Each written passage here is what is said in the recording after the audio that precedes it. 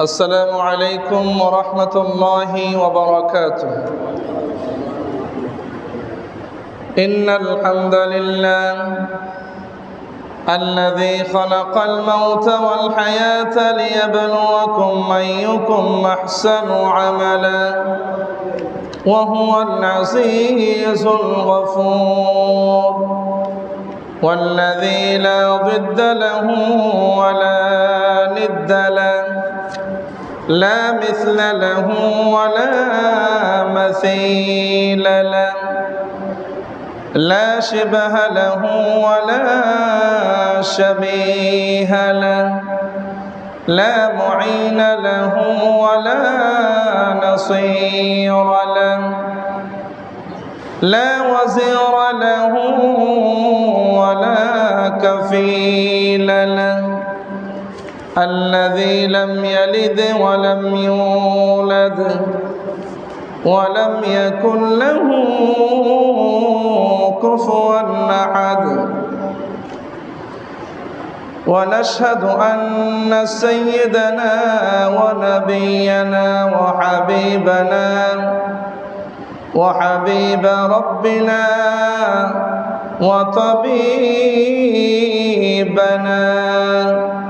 وطبيب قلوبنا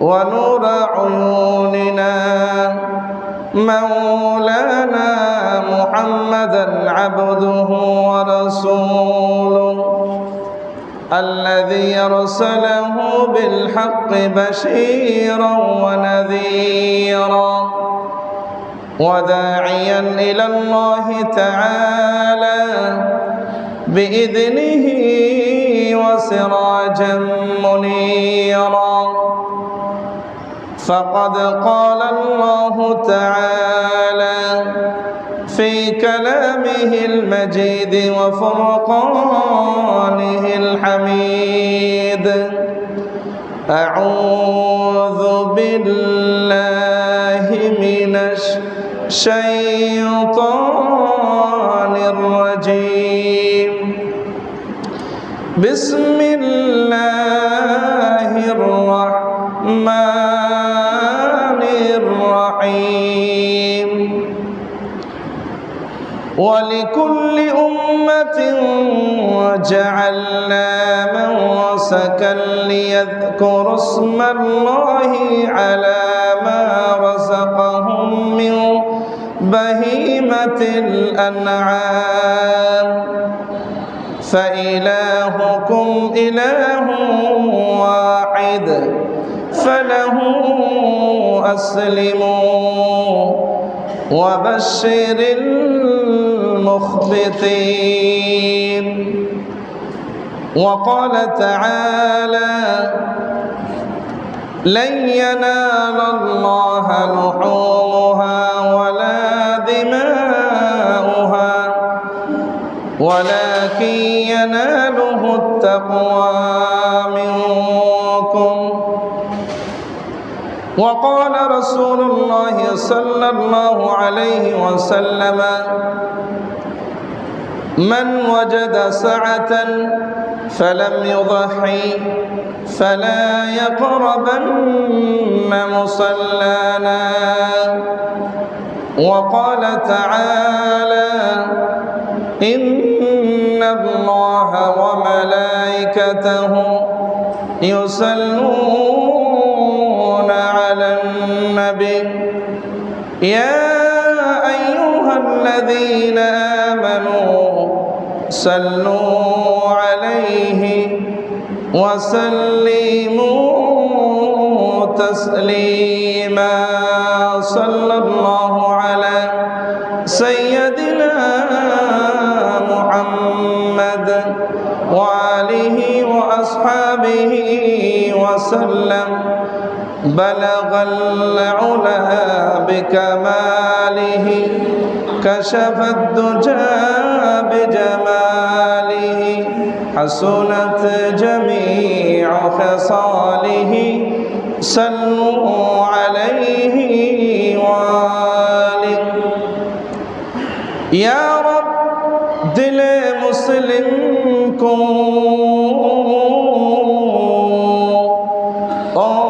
जिंदा तमन्ना दे, जो कल्ब को तड़पा दे,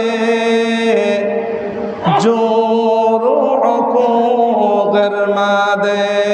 बलगल उला बिकमालिही कशफत दुजा बिजमालिही, हसनत जमीअ खसालिही, सल्लु अलैहि वालिहि।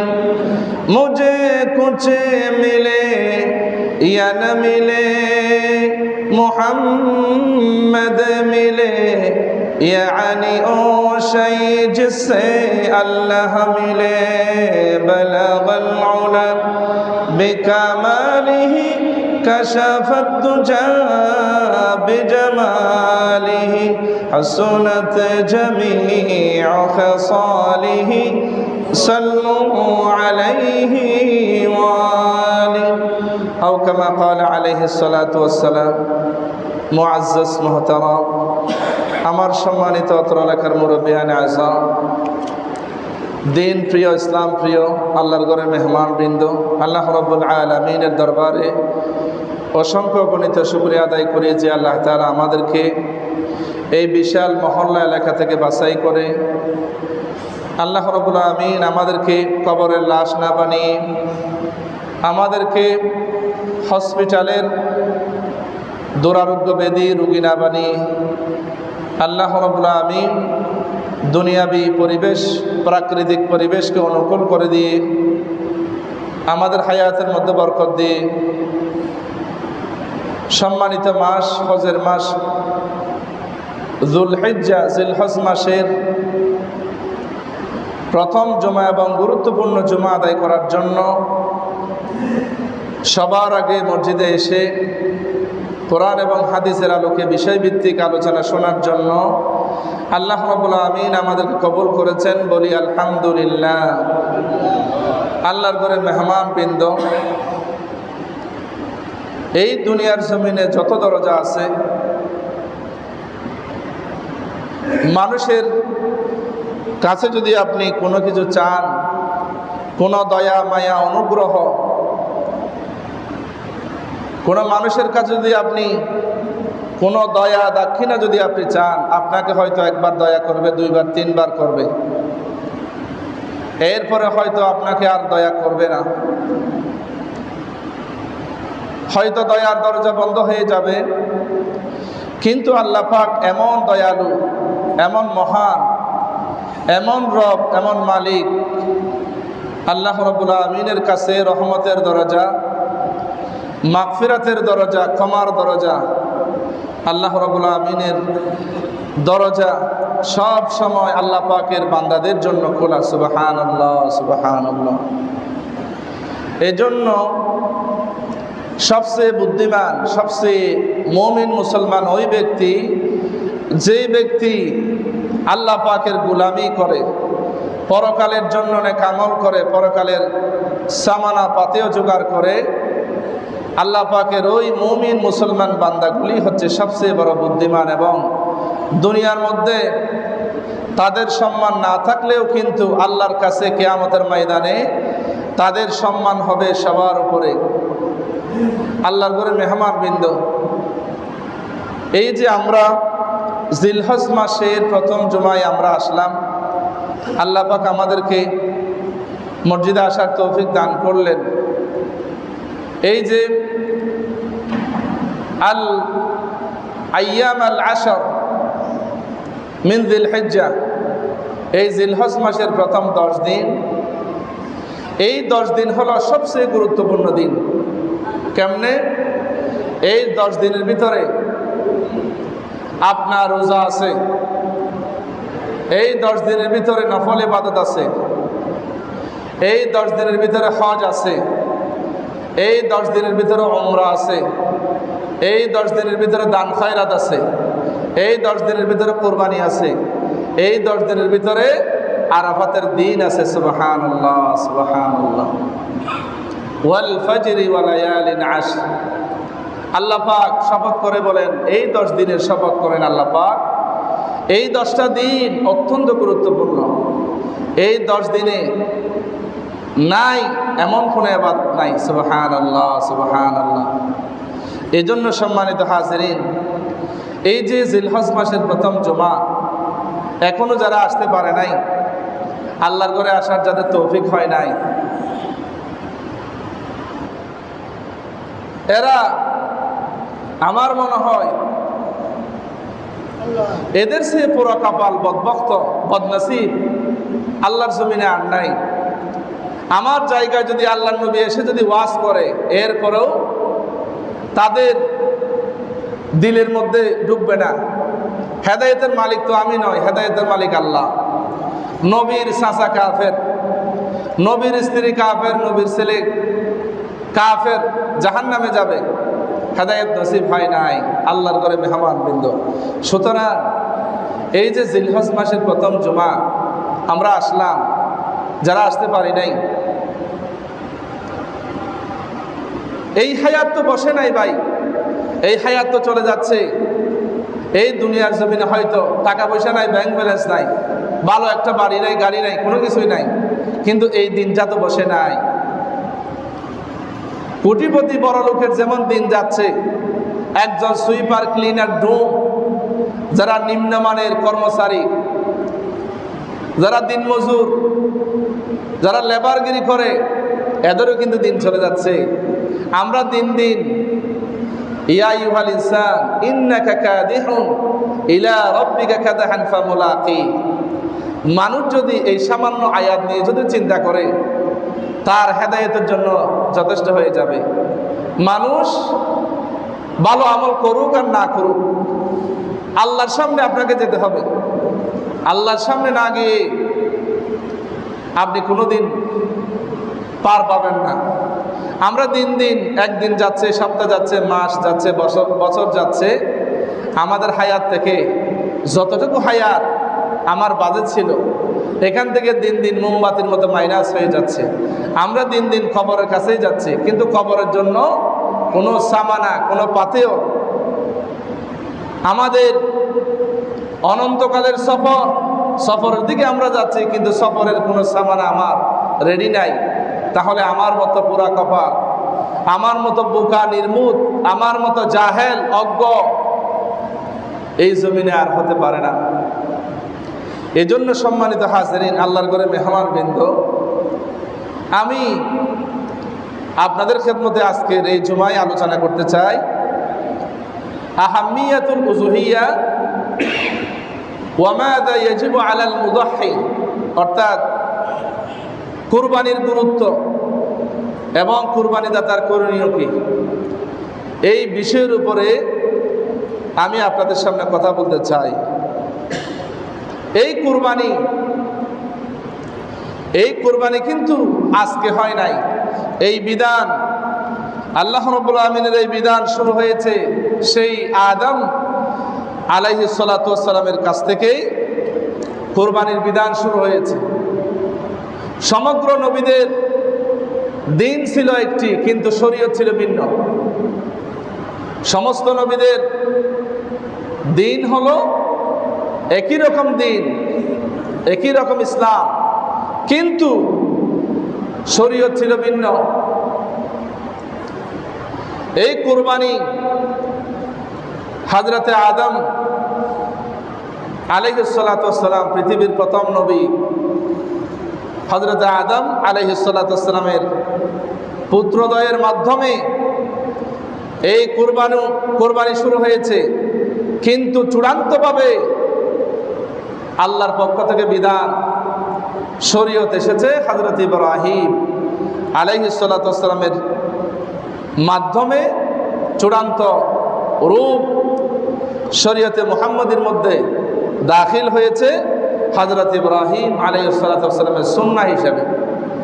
এই যে যারা হজে যায়, হজের কার্যাবলী যেগুলো সম্পন্ন করে মানুষ, সবগুলি আমাদের পিতা হযরতে ইব্রাহিম খলিলুল্লাহ আলাইহিস সালাতু ওয়াস সালামের অবদান। সবগুলি হযরত ইব্রাহিম খলিলুল্লাহ পরীক্ষার মাধ্যমে হযরত ইব্রাহিম খলিল আল্লাহর পরীক্ষায় পাশ করার পরে হযরত ইব্রাহিমের আলাইহিস সালাতু ওয়াস সালামকে চিরস্মরণীয় করে রাখার জন্য গোটা উম্মতে মুহাম্মদীর জন্য হজের ব্যবস্থার মাধ্যমে হযরত ইব্রাহিমকে গোটা জাতি মুসলিম উম্মাহ কিয়ামত পর্যন্ত স্মরণ করবে। সুবহানাল্লাহ, সুবহানাল্লাহ। এই কুরবানি শুরু হয়েছে হযরত আদম আলাইহিস সালাতু ওয়াস সালামের ছেলের মাধ্যমে। হাবিল এবং কাবিল দুইটা ছেলে। এখানে বড় ছেলে কিন্তু কাবিল, সে কিন্তু ভালো ছিল না, সে ছিল সন্ত্রাস, সে ছিল দুর্নীতিবাজ, নাস্তিক, মুরতাদ। কিন্তু হাবিল ছিল ভালো, আল্লাহ ভীরু, তার অন্তরের মধ্যে আল্লাহর ভয় ছিল, তাকওয়া ছিল। আল্লাহ পাকের হাবিব মুহাম্মদ রাসূলুল্লাহ সাল্লাল্লাহু আলাইহি ওয়াসাল্লামকে সূরা মায়েদার মাধ্যমে হযরত ইব্রাহিম আলাইহিস সালাতু ওয়াস সালামের ছেলের কুরবানির ঘটনাগুলি এভাবে করে গোটা জাতির জন্য শিক্ষণীয় হিসাবে আল্লাহ পাক কুট করে কোরআনের মাধ্যমে গোটা জাতিকে শোনাচ্ছেন। আল্লাহ রাব্বুল আমিন বলেন, ওয়াতলু আলাইহিম নাবা ইবনাই আদম বিল হক ইযা قربا قربانا فتقبل من أحدهما ولم يتقبل من الآخر قال لأقتلنك قال إنما يتقبل الله من المتقين। সূরা মায়েদা 27 নম্বর আয়াত। আল্লাহ পাক বলেন, হে আমার নবী মুহাম্মদ রাসূলুল্লাহ সাল্লাল্লাহু আলাইহি ওয়াসাল্লাম যখন হযরতে আদমের ছেলে হাবিল এবং কাবিল কুরবানি দিয়েছিল তখন আপনি ছিলেন না। এই ঘটনাগুলি আপনি যথার্থভাবে আপনার উম্মতদেরকে শুনিয়ে দেন। সুবহানাল্লাহ। আল্লাহ পাক বলেন, إذ قرب قربانا فتقبل من أحدهما ولم يتقبل من الآخر। আল্লাহ পাক বলেন, হযরত আদম আলাইহিস সালাতু ওয়াস সালামের দুইজন ছেলে যখন কুরবানি দিয়েছিল, একজনের কুরবানি কবুল হয়েছিল, আরেকজনের কুরবানি কবুল হয় নাই। যার কুরবানি কবুল হয় নাই সেই কাবিল তার নিজের আপন ছোট ভাইকে হুমকি দিল, ক্বালা লাআকতুলান্নাক, আমি তোমাকে হত্যা করব, যেহেতু আমার কুরবানি কবুল হয় নাই, তোমার কুরবানি কবুল হয়েছে, আমি তোমাকে হত্যা করব। এইভাবে করে যখন হুমকি দিল তখন নিজের আপন ছোট ভাই হাবিল বলল, ক্বালা ইন্নামা ইয়াতাকাব্বালুল্লাহু মিনাল মুত্তাকিন। হাবিল বলল, ভাই আল্লাহ পাক কুরবানি কবুল করবেন মুত্তাকি ঈমানদারদের, আল্লাহর ভয় যাদের অন্তরে আছে, আল্লাহকে খুশি করার জন্য যারা কুরবানি করবে তাদের কুরবানি আল্লাহ কবুল করবেন। যাদের অন্তরে আল্লাহর ভয় নাই, আল্লাহকে খুশি করার জন্য যারা কুরবানি করে না, তাদের কুরবানি আল্লাহর পক্ষ থেকে কবুল হবে না। নাউযুবিল্লাহ।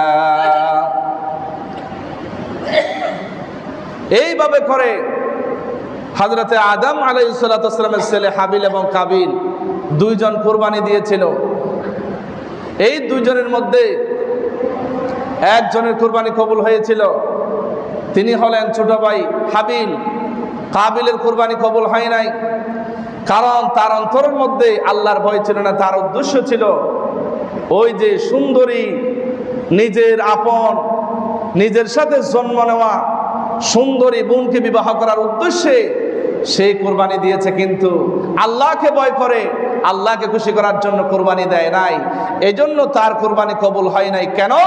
কারণ নিয়তের মধ্যে নিয়ত পরিশুদ্ধ ছিল না, টাকা পয়সা হালাল ছিল না, তার অন্তরের মধ্যে গরমিল ছিল বিদায় সেই কোরবানি কবুল হয় নাই।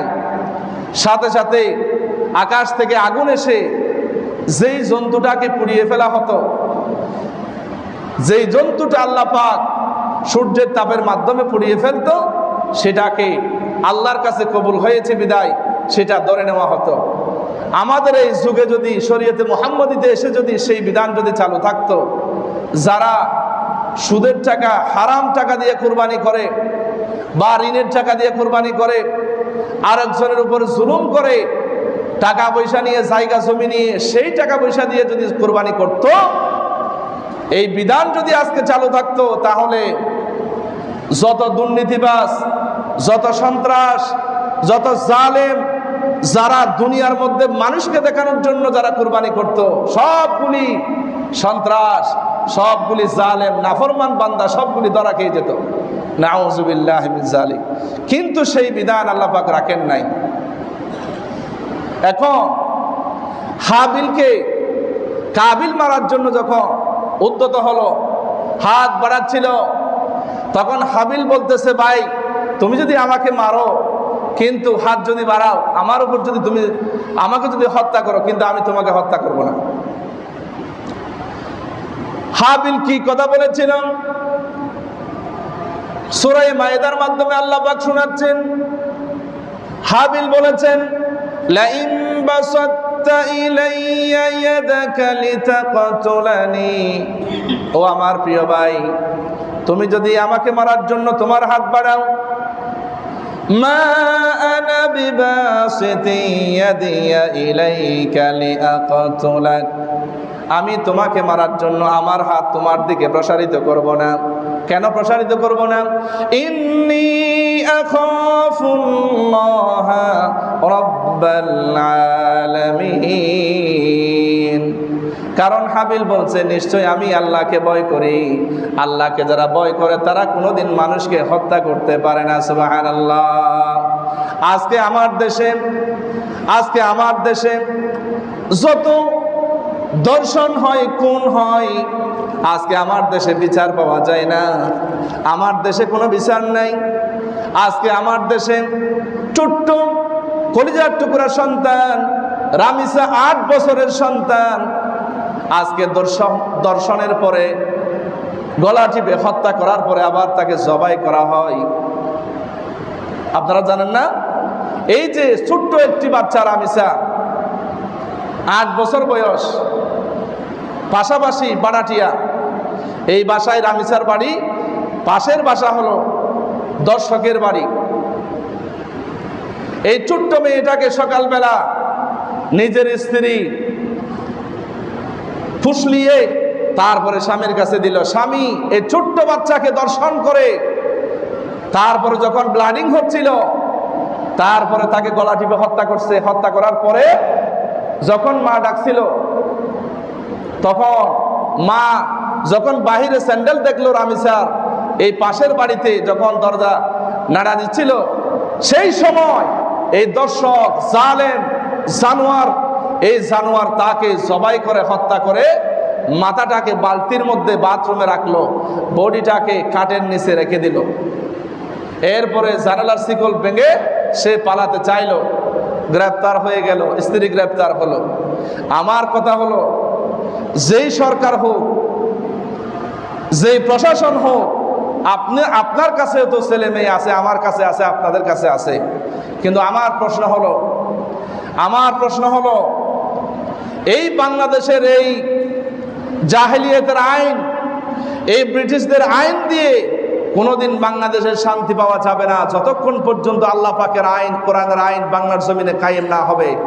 আমরা এই রামিসার বাবা বলছেন, ডিসি সাহেবকে সামনে নিয়ে বলছেন, আমি আপনাদের কাছে বিচার চাই না, আপনারা বিচার করতে পারবেন না, আপনারা বিচার করেছেন এরকম কোনো রেকর্ড নাই, আমি স্ট্যাম্প দেব, আপনারা বিচার করতে পারবেন না, আমি আপনাদের কাছে কোনো বিচার চাই না। এই সরকারের যদি লজ্জা শরম থাকে, তাহলে এই সরকার অবশ্যই এই রামিসার বাবার চ্যালেঞ্জ গ্রহণ করে 24 ঘন্টার মধ্যে চার্জশিট গঠন করে 24 ঘন্টা অথবা সপ্তাহের মধ্যে এই দর্শকের আইন চূড়ান্ত সর্বোচ্চ আইন, যেইভাবে রামিসাকে হত্যা করা হয়েছে সেইভাবে হত্যার মাধ্যমে গোটা জাতিকে শিক্ষা দিতে হবে।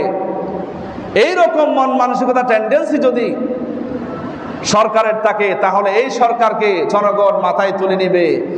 আর যদি সেই দর্শকদের বিচার যদি দ্রুত না হয়, এই সরকার আস্থাহীন হয়ে যাবে, জনগণের মন থেকে বের হয়ে যাবে।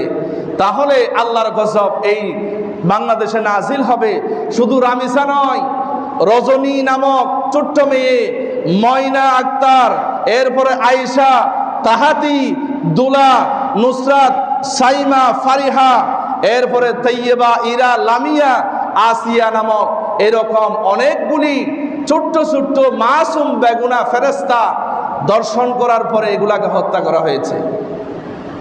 কিন্তু আমার দেশে সরকারকে আহ্বান জানাই, সরকারের উপর আল্লাহ যেন রহম করেন। এই সরকার যেন দ্রুত চার্জশিট গঠনের মাধ্যমে দর্শকের চূড়ান্ত শাস্তি যেন বাস্তবায়ন করা হয়, এবং আল্লাহ পাক যেন এই সরকারকে তৌফিক দেন বাংলাদেশের 18 কোটি জনগণের নিরাপত্তা এবং আইনের সুশাসন যেন প্রতিষ্ঠা করেন। আল্লাহ পাক যেন এই সরকারকে সেই তৌফিক দান করেন, আমরা বলি আমিন। আল্লাহর ঘরে মেহমান বৃন্দ, সুতরাং এই কাবিল নিজের ভাইকে হত্যা করলো, এরপরে নিজের ভাইকে হত্যার মাধ্যমে এই দুনিয়ার জমিনে হত্যার রাজনীতি শুরু হয়েছে।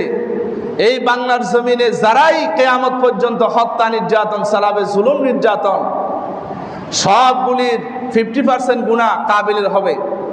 এবং এই সমস্ত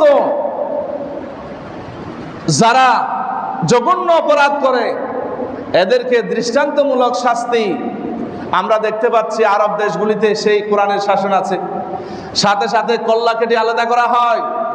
আমার দেশে যদি সেই আইন চালু হয়, কোরআনের আইন চালু হয়, এটা বাংলাদেশের অনেক প্রশাসন চায় না। কেন? তারা দুর্নীতি করতে পারবে না। আইনের শাসন প্রতিষ্ঠা হলে দুনিয়ার টাটকা সুখগুলি তারা পাবে না।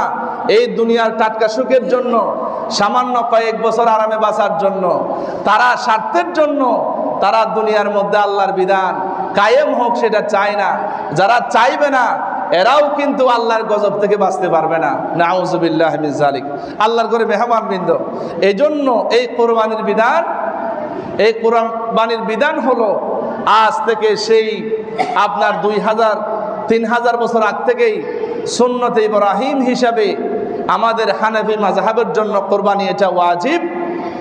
এই কোরবানি আপনি কোরবানি করবেন কিরকম আপনার মন মানসিকতা থাকতে হবে, সেই কথাগুলি এখন আমি আপনাদের সামনে বলবো। মাযা ইয়াজিবু আলাল মুযাহি, কোরবানি দাতার করণীয় কি? আপনি যে কোরবানি করবেন, অনেক মানুষ আছে বাংলাদেশে কম টাকা দিয়া, এরকম আরব দেশেও কোটিপতি লোক আছে, 1000 কোটি টাকার মালিক, একটা ছাগল দুম্বা দিয়া কোরবানি দেয়, এরকম অনেক আছে আরবের মধ্যে।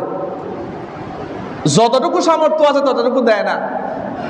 আমার দেশেও অনেক বড় বড় হাজী সাহেব, চৌধুরী সাহেব আছেন, যারা অনেক বড় বড় লোক আছে, যারা একেবারে শুকনা, দুর্বল,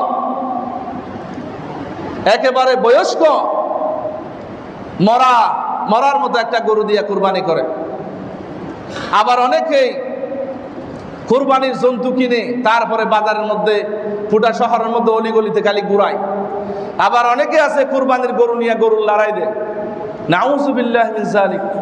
আপনি যারা কুরবানির গরু নিয়ে কেনার পরে যারা কষ্ট দেয়, যারা গরুর লড়াই দেয়, তারা হযরত ইব্রাহিমের সাথে হযরত ইসমাইল জবিহুল্লাহর সাথে ঠাট্টা মশকারি করে। এটা জঘন্য অপরাধ। গরুর লড়াই কোনোদিন দিবেন না, হারাম। গরুর লড়াই যারা দেন, আপনাদের পায়ে পড়ি, কোনোদিন এই জন্তু নিয়ে গরুর লড়াই দিবেন না। যদি দেন, আপনি আল্লাহর বিধান শরীয়তের সাথে আপনি মশকারা করবেন, আল্লাহর সাথে মশকারা করবেন। আপনি হযরত ইব্রাহিম আলাইহিস সালাতু ওয়াস সালামের কলিজার টুকরা সন্তান হযরত ইসমাইল জবিহুল্লাহ পয়গম্বরের সাথে আপনি ঠাট্টা মশকারা করবেন, কিয়ামতের দিন আপনার বিরুদ্ধে হযরত ইব্রাহিম খলিলুল্লাহ, হযরত ইসমাইল আলাইহিস সালাতু ওয়াস সালাম আপনার বিরুদ্ধে মামলা দায়ের করবে। নাউজুবিল্লাহি মিন যালিক। সুতরাং আমরা কুরবানি করব, কুরবানির গরুটা হতে হবে একেবারে সুন্দর। হযরত ইব্রাহিম আলাইহিস সালামের কাছে সবচেয়ে আদরের বস্তু ছিল হযরতে ইসমাইল, ছেলে যখন আস্তে আস্তে বড় হয়, এই সন্তান যখন বাবার কাছে যখন একটু হাঁটতে পারে, বুদ্ধি হয়, আব্বু ডাকে আম্মু ডাকে, হাঁটতে পারে, বাজারে যায়, তখন বাবাদের মায়েদের অনেক ভালো লাগে। ছেলেকে হাত ধরে নিয়ে হাঁটে, কোলে নিয়ে হাঁটে। তখন আল্লাহ পাক বললেন, খলিল, আমার সে তোমার বুকের মধ্যে তোমার ছেলের মোহাব্বত বেশি কিনা আমি একটু দেখব। আল্লাহ রাব্বুল আলামিন বলেন, فلما بلغ معه السعي قال يا بني إني أرى في المنام أني أذبح فانظر ماذا ترى। হযরত ইব্রাহিম খলিল বললেন, ও আমার কলিজার টুকরা সন্তান, আমি স্বপ্নের মধ্যে দেখেছি আমি যেন তোমাকে জবাই করতেছি। ফানজুর মাযা তারা, ও আমার কলিজার টুকরা সন্তান, এবার তোমার মতামত কি, রায় কি বলো। এরপরে হযরত ইসমাঈল আলাইহিস সালাম কি কথা বললেন, আল্লাহ পাক গোটা জাতির জন্য বিশুদ্ধভাবে আল্লাহকে খুশি করার জন্য সুন্দর সুন্দর প্রাণী কুরবানি দেওয়ার জন্য সেই ঘটনাগুলি আল্লাহ পাক আমাদের জন্য শিক্ষণীয় হিসাবে কোরআনের মধ্যে কিয়ামত পর্যন্ত রেখে দিয়েছেন। সুবহানাল্লাহ। হযরত ইসমাঈল বললেন, ইয়া আবাতি ফাআল মা তু'মারু সাতাজিদুনি ইনশাআল্লাহু মিনাস সাবিরিন। ও আমার আব্বাজান, আমার বয়স মাত্র 11 বছর 10 বছর। আমি জানি আপনি কোনো সাধারণ মানুষ নয়, আপনি আল্লাহ পাকের পয়গম্বর খলিল। আমি নিঃসন্দেহে আমি বিশ্বাস করি মনে প্রাণে আল্লাহ পাক আপনাকে স্বপ্ন দেখিয়েছেন। নবীদের স্বপ্ন ওহী, নবীদের স্বপ্ন কোনোদিন মিথ্যা হতে পারে না। আল্লাহ পাক যেটা আপনাকে আদেশ করেছেন, আমাকে আপনি সেই বিধান আপনি বাস্তবায়ন করুন, আল্লাহ পাকের আদেশ আপনি পালন করুন। আমি আল্লাহর হুকুমে আমি রাজি আছি, আমি জবাই হতে রাজি আছি। সুবহানাল্লাহ। হযরত ইসমাঈল আলাইহিস সালাতু ওয়াস সালাম রাজি হয়ে গেলেন। মক্কা থেকে 8 কিলোমিটার দূরে মিনায় চলে যাচ্ছেন, জবাই হয়ে যাবে। শয়তান এসে ধোঁকা দিল, পারে নাই ধোঁকা দিতে। এরপরে মিনায় চলে গেলেন, নিজের বাবা জন্মদাতা পিতা সন্তানকে কাঁধ করে ছুরি ধরলেন। আল্লাহ তো ইসমাঈল জবাই হোক সেটা চান নাই, আল্লাহ চেয়েছেন আমার খলিল ইব্রাহিমের অন্তরের মধ্যে আমার মোহাব্বত বেশি নাকি তার সন্তান আমার পয়গম্বর ইসমাঈলের মোহাব্বত বেশি, শুধু আমি সেটা দেখতে চাই। সুবহানাল্লাহ, সুবহানাল্লাহ।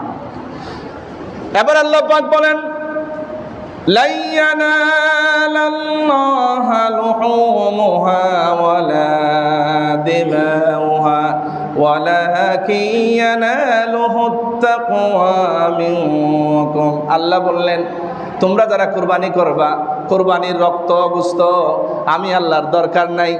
আমি শুধু তোমার অন্তরের আমার মোহাব্বত কতটুকু, আমার ভয় কতটুকু, আমি সেটা দেখতে চাই। সুবহানাল্লাহ।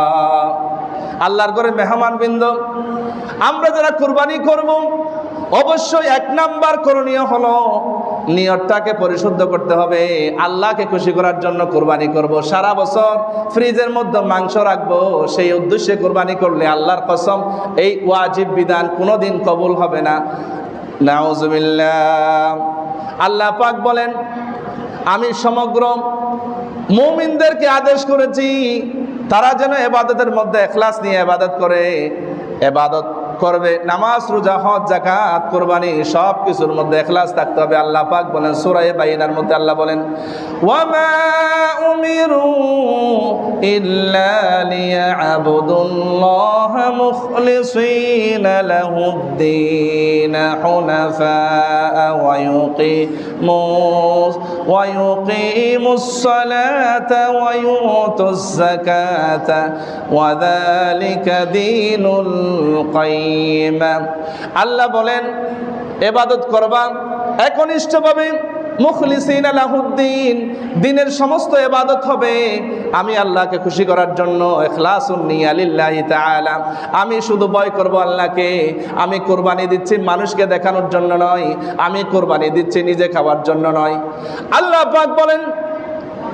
পাক বলেন ফাকুলু মিনহা ওয়া আত'ইমুল বাইসাল ফাকির। আল্লাহ বলেন কোরবানির গোশত নিজে খাইতে পারবা, এরপরে ওয়া আত'ইমুল বাইসাল ফাকির, দরিদ্র, ফকির, মিসকিন, অসহায় এদেরকেও খাওয়াও। সুবহানাল্লাহ।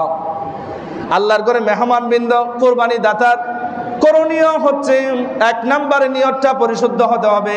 2 নম্বরে কোরবানির ক্রয়কৃত পশু অবশ্যই হালাল টাকায় হতে হবে, সুদের টাকা দিয়া অথবা ঋণ করে আপনি কোরবানি করবেন হবে না। আপনার কোরবানির জন্তু আপনি হালাল টাকা দিয়া, পয়সা দিয়া আপনি কোরবানির পশু কিনবেন। আল্লাহ পাক বলেন আল্লাযী আমারাল মুমিনিন ওয়া আমারা বিহাল মুরসালিন, যেই আদেশটি মুমিনদেরকে আল্লাহ পাক করেছেন সেই আদেশটি নবীদেরকেও করেছিলেন। আল্লাহ পাক বলেন ইয়া আইয়ুহার রাসূলু কুলু মিনাত তাইয়্যিবাতি ওয়া'মালু সালিহান। আল্লাহ বলেন হে আমার রাসূলগণ, তোমরা পবিত্র জিনিস খাও এবং নেক আমল করো। ইন্নী বিমা তা'মালুনা আলিম, তোমরা কি আমল করো, কি কাজ করো আমি আল্লাহ সব জানি। সুবহানাল্লাহ। সুতরাং ভালো ভালো জিনিস হালাল টাকা দিয়ে কোরবানি করতে হবে।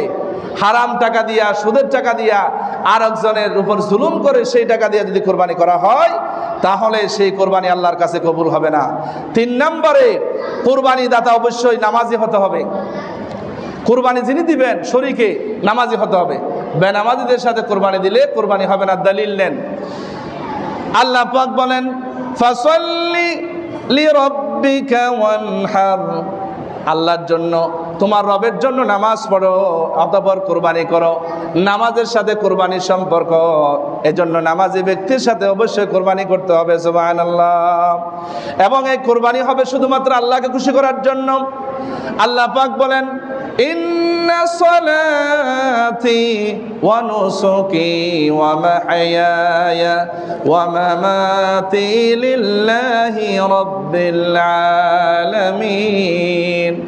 আমার সালাত, আমার নামাজ, আমার কোরবানি, আমার হায়াত, আমার মওত সব কিছু আমার আল্লাহর জন্য। সুবহানাল্লাহ। আল্লাহর জন্য কোরবানি হতে হবে। আমার হায়াত, আমার জীবন, আমার সম্পদ, আমার সব কিছু আল্লাহর জন্য। আল্লাহ সাময়িকের জন্য আল্লাহ আমাদেরকে বুক করার জন্য দিয়েছেন। এই জন্য আল্লাহ পাক বলেন ইন্নাল্লাহা আশতারা মিনাল মুমিনিনা আনফুসাহুম ওয়া আমওয়ালাহুম বিআন্না লাহুমুল জান্নাহ। আল্লাহ বলেন আমি মুমিনদের জান এবং মাল জান্নাতের বিনিময়ে আমি ক্রয় করে নিয়েছি। সুবহানাল্লাহ। জান্নাতের বিনিময়ে আমি আমার মুমিন বান্দার জান এবং মাল আমি কিনে নিয়েছি। এজন্য মুমিন বান্দার সম্পদ এবং জীবন আমার দ্বীনের জন্য, ইসলামের জন্য, আল্লাহর জন্য ব্যয় করলে আল্লাহ পাক তাকে জান্নাত দিয়ে দিবেন। সুবহানাল্লাহ, সুবহানাল্লাহ। এরপরে কুরবানি দাতাকে অবশ্যই তাকওয়াবান হতে হবে, আল্লাহর ভয় অন্তরের মধ্যে থাকতে হবে। এমন এমন কুরবানি দাতা আছে যারা মানুষের উপর জুলুম করে, মানুষের হক খেয়ে ফেলে, ভাইয়ের হক খেয়ে ফেলে, বোনের হক খেয়ে ফেলে, বাতিজার হক খেয়ে ফেলে, যারা মানুষ হত্যা করে, যারা মানুষকে বিপদে ফেলার জন্য কুপরামর্শ দেয়, এদের মধ্যে আল্লাহর ভয় নাই। আল্লাহ পাক বলেন আল্লাহ কবুল করবেন যারা মুত্তাকি, আল্লাহকে ভয় করবেন। ইন্নামা ইয়াতাকাব্বালুল্লাহু মিনাল মুত্তাকিন, নিশ্চয় আল্লাহ পাক কবুল করবেন কুরবানি যাদের ভিতরে, অন্তরের ভিতরে আল্লাহর ভয় আছে। সুবহানাল্লাহ। অবশ্যই কুরবানি দাতাকে কুরবানি দেওয়ার জন্য সামর্থ্য থাকতে হবে। আপনি ঋণ করে কুরবানি করতে পারবেন না। আপনার কাছে কর্জ আছে, ঋণ আছে, আপনার কাছে অন্তত 52 রুফা, রুফার মূল্য ধরেন ক্যারেট অনুযায়ী সর্বনিম্ন ধরেন 1,10,000 টাকা, 2,000 টাকা ধরেন, 3,000 টাকা ধরেন, 5,000 টাকা ধরেন, 7,000 টাকাও একবারে রুফার দাম আছে। অর্থাৎ আপনার কাছে খরচ ব্যতীত 1,50,000 টাকা অথবা 40,000 টাকা আছে। আপনি 10,000 টাকা, 15,000 টাকা দিয়ে 1 ভাগ কুরবানি আপনার উপর ওয়াজিব। সুবহানাল্লাহ, সুবহানাল্লাহ। নবীজি বলছেন, একটা উট, একটা গরুর মধ্যে তোমরা 7 ভাগ করতে পারবা। ফাআমারানা রাসূলুল্লাহ সাল্লাল্লাহু আলাইহি ওয়াসাল্লাম আলাল ইবলি ওয়াল বাকারি 7। নবীজি বলছেন, প্রত্যেকটা উট গরুর মধ্যে তোমরা 7 ভাগ করতে পারবা।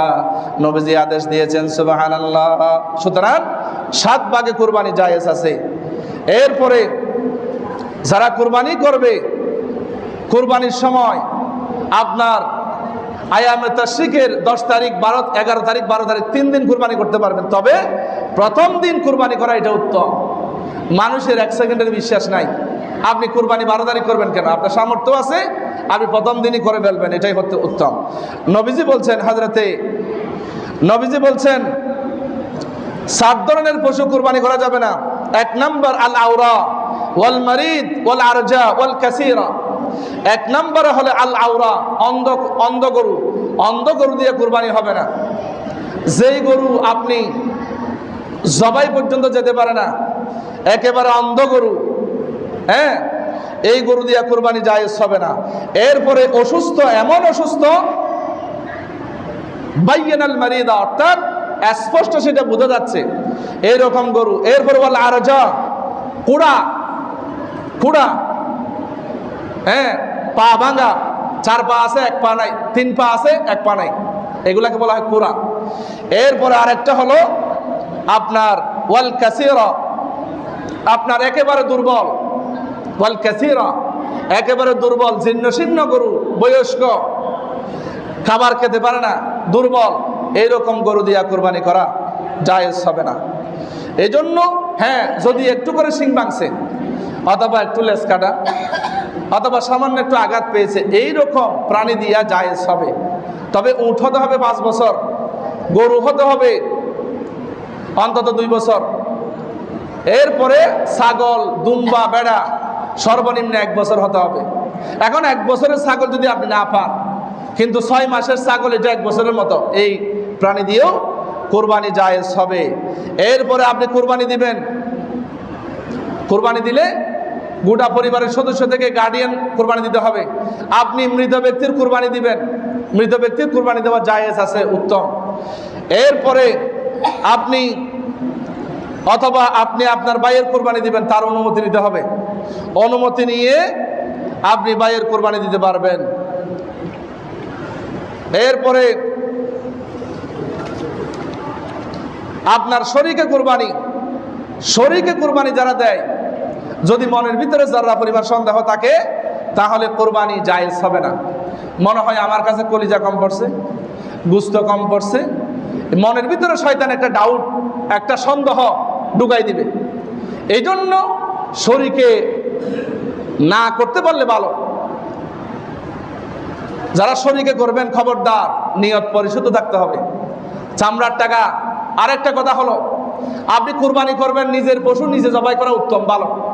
তবে যদি কোনো ইমাম, মুয়াজ্জিন, খাদেম দিয়ে জবাই করেন, আপনাদের কাছে অনুরোধ, আমাকে দিয়ে করায়েন না, আমি এগুলা করতে রাজি নয়।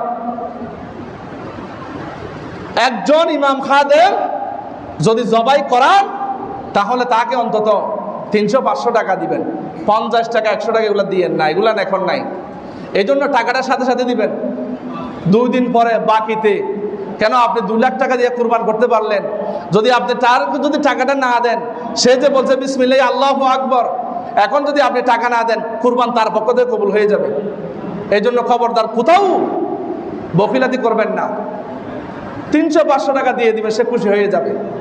আল্লাহর ঘরে মেহমান বিন্দু। এই জন্য আপনাদের খেদমতে আরজ করলাম যে আমরা কুরবানি দিব, কুরবানির বর্জ্য ময়লা এগুলা যত্র রাখবো না, সাথে সাথে পরিষ্কার করে ফেলবো। অনেকেই রক্ত পরিষ্কার করে না, বর্জ্যগুলা পরিষ্কার করে না। নিজ দায়িত্বে সবগুলি পরিষ্কার পরিচ্ছন্ন করতে হবে। এরপরে আপনাদের বাড়িতে কামলা থাকবে, যে গোশত রেডি করে দিবে, তাকে আপনি তার মজুরি দেওয়ার পরে আপনি তাকে যদি গোশত হাদিয়া দেন দিতে পারবেন, তবে মজুরি হিসাবে আপনি গরুর গোশত দিতে পারবেন না।